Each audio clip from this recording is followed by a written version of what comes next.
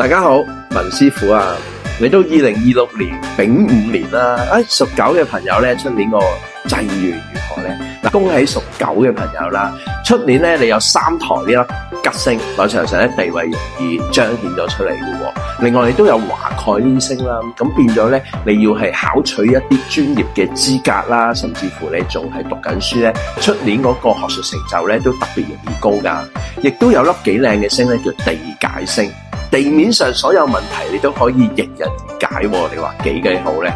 咁不過咧就小心啦，有好亦都有唔好啦。你出年咧有幾粒叫空星啦，五鬼官符、連符、飛廉、披頭，哇！一聽個名都知麻煩啦。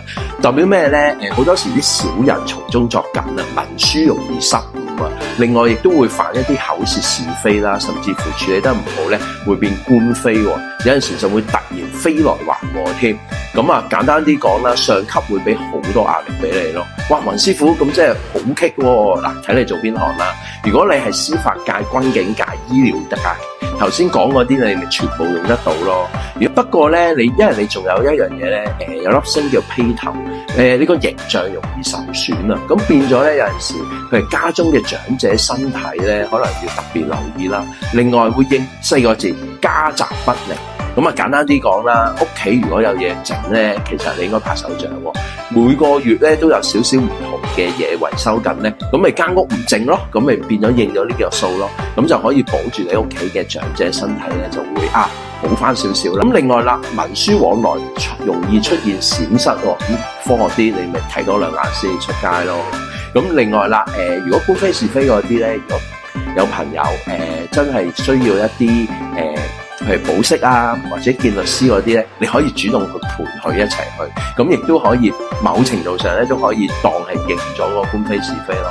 當然高級啲認法，你係律師咯，你係陪審員咯，甚至乎你係公司上一啲高管，有機會接觸一啲司法刑法嘅嘢，咁你咪主動接觸多啲咧，某程度上都可以幫你去解決呢個問題嘅。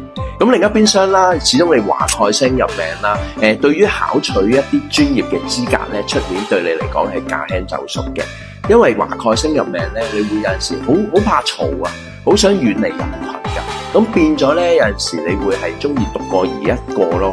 咁如果假設你係一啲外嘅銷售界嘅朋友咧，你咪出年可能就爭少少咯，變咗唔係好想去 social 啊，唔係好想出席嗰啲議會咯。